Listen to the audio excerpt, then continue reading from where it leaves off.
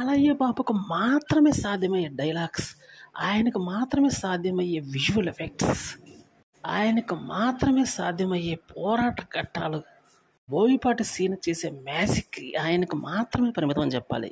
ఎవరితో తీసినా కూడా అంతగా ఎందుకో పెద్దగా ఎలివేట్ కాదు. కానీ బాలయ్య బాబు విషయానికి వచ్చేటప్పటికి అంతగా మించిన దమ్ము కనిపిస్తుందని చెప్పాలి.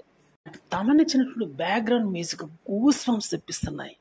అరాచకానికి పరాకాష్ఠగా మారిందనే చెప్పాలి.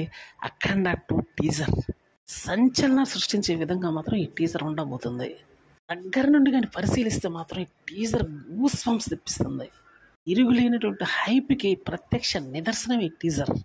బాలయ్య బాబు యొక్క నట విశ్వరూపాన్ని మరోసారి అభిమానులు అయితే వీక్షించబోతున్నారని చెప్పాలి. మూవీ ఎప్పుడు రిలీజ్ అవుతుందా అన్నటువంటి ఉత్కంఠతతో ఎదురు చూస్తున్నారు ఫ్యాన్స్. ఒకటేమైనా నరుకుడే అన్నట్టు ఉంది టీజర్.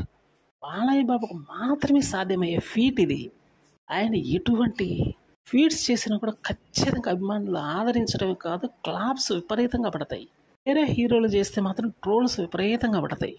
ఇప్పుడు జరిగింది కూడా అదే. బాలయ్య బాబు అంటే ఇప్పుడు గాడ్ ఆఫ్ మాసెస్.